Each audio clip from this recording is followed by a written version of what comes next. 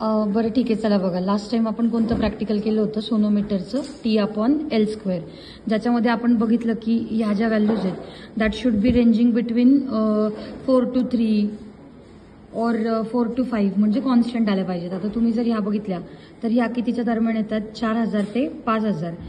हा जो शेवटचा T/L² आहे तो आपण काढतो का? नाही काढत, कारण ही व्हॅल्यू अननोन आहे, हीच आपल्याला शोधायची आहे. तर मग ही ग्राफवरून कशी शोधायची ते बघूयात. एक्स ॲक्सिस घ्यायचा, वाय ॲक्सिस घ्यायचा. एक्स ॲक्सिसवर काय करूयात, एक्स ॲक्सिसवर 1 सेंटीमीटरवर 200, म्हणजे जर तुम्ही बघितलं तर स्टार्टिंग कशाने केलं आपण, 1000ने.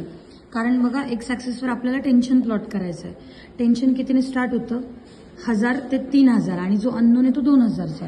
म्हणून मग आपल्या एक्स ॲक्सिसची जी स्केल आहे ती काय करायची, एका सेंटीमीटरवर 200, म्हणजे इथे 1000, 1200, 1400, 1600 असं कुठपर्यंत जायचं, 3000.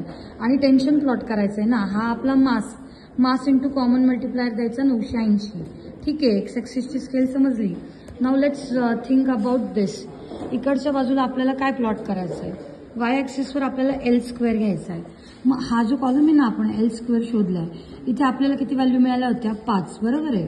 लोवेस्ट व्हॅल्यू किती आहे ती बघायची, हायेस्ट व्हॅल्यू किती आहे ती बघायची. आता इथे लोवेस्ट 234 आहे, हायेस्ट 416 आहे. सो मी कुठून चालू करणार, आय विल स्टार्ट विथ 230.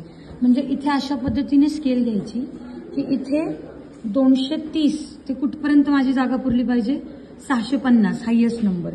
मग इथे कशी स्केल घेतली बघा, 230 ते 650 पर्यंत जायचं म्हटलं, 10 घेतलं तर बसेल का, नाही.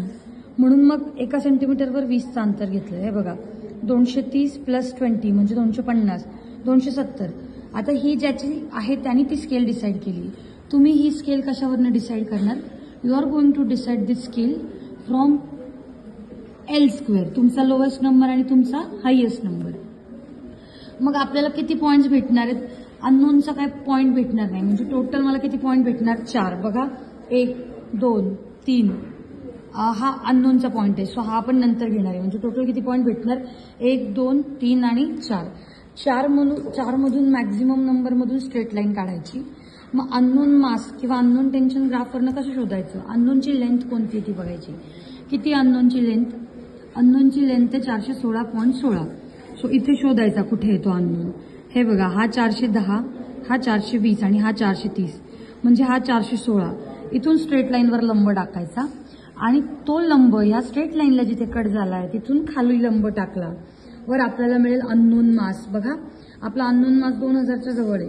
हा लंब टाकल्यावर हा 1800 आणि 1900 2000च्या मध्ये आलाय, म्हणजे हा 1900 आणि त्याच्या पुढे एक लाईन, म्हणजे मास मिळाला 1920 आणि त्याला मल्टिप्लाय केलं 980 की मिळेल अननोन टेन्शन. अशा पद्धतीने ग्राफ काढायचा. Done with this.